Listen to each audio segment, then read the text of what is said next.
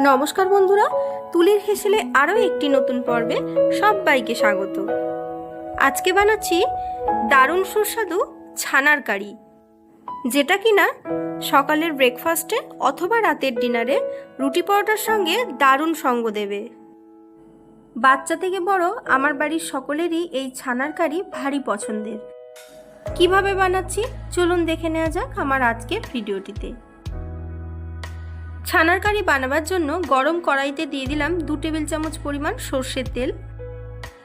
তেল ভালো মতো গরম হয়ে গেলে দিয়ে দেব অল্প একটু গোটা গরম মশলা আর 1/2 চা চামচ পরিমাণ গোটা জিরে। এবার ফোড়ন থেকে সুন্দর গন্ধ বেরিয়ে আসলে এর মধ্যে দিয়ে দিচ্ছি 1 মুঠো কুচি করে নেওয়া পেঁয়াজ। ওই 1 মিনিট মতো পেঁয়াজটাকে একটু ভালো করে ভেজে নিয়ে দিয়ে দেব ছোট টুকরো করে কাটা 2টো মিডিয়াম সাইজের আলু। আলুটাকেও 2 মিনিট একটু ভালো করে ভেজে নিয়ে দিয়ে দেব স্বাদ মতো লবণ, 1/2 চা চামচ পরিমাণ হলুদ গুঁড়ো আর অল্প একটু ধনের গুঁড়ো।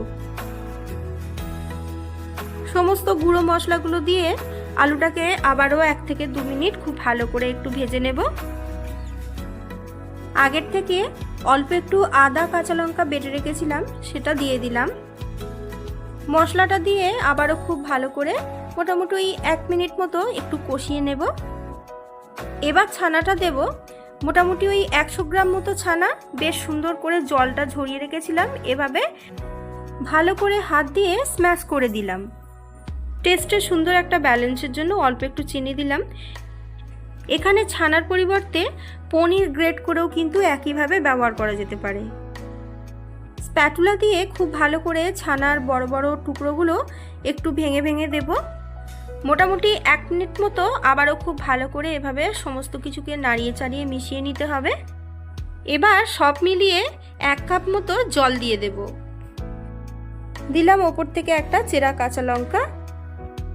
ওপর থেকে 4-5 মিনিটের জন্য একটু ঢেকে দিলাম। 5 মিনিট পর ঢাকা উঠিয়ে দেখে নেব ঠিকঠাক আলু সেদ্ধ হয়েছে কিনা। আলু একেবারে সুসেদ্ধ হয়ে গেছে। এবার একবার একটু নাড়িয়ে চাড়িয়ে নিয়ে 1 টেবিল চামচ পরিমাণ কাজু বাদাম কুচি মিশিয়ে দেব। এটাকেও ভালো করে একটু নাড়িয়ে চাড়িয়ে মিশিয়ে নেব। লাস্ট ফিনিশিং করছি অল্প একটু শাহি গরম মশলা আর খুব সামান্য পরিমাণ একটু ঘি দিয়ে আবারও খুব ভালো করে একটু মিশিয়ে নিয়ে 1 মিনিট স্ট্যান্ডিং টাইমে রেখে গরম গরম রুটি পরোটার সঙ্গে পরিবেশন করুন ছানার কারি। রেসিপিটি অবশ্যই একবার বাড়িতে ট্রাই করে দেখুন, দুর্দান্ত স্বাদ হয়। আমার আজকের ভিডিওটি যদি আপনাদের ভালো লেগে থাকে তাহলে অবশ্যই ভিডিওটিতে একটি লাইক কমেন্ট শেয়ার করে পাশে থাকবেন। আমার চ্যানেলে নতুন বন্ধু হলে চ্যানেলটি সাবস্ক্রাইব করে নেওয়ার অনুরোধ রইল। পাশে থাকা বেল আইকনটি অবশ্যই প্রেস করে দেবেন যাতে আমার চ্যানেলে নতুন কোনো ভিডিও আপলোড করলে তার নোটিফিকেশন আপনার কাছে পৌঁছে যায়।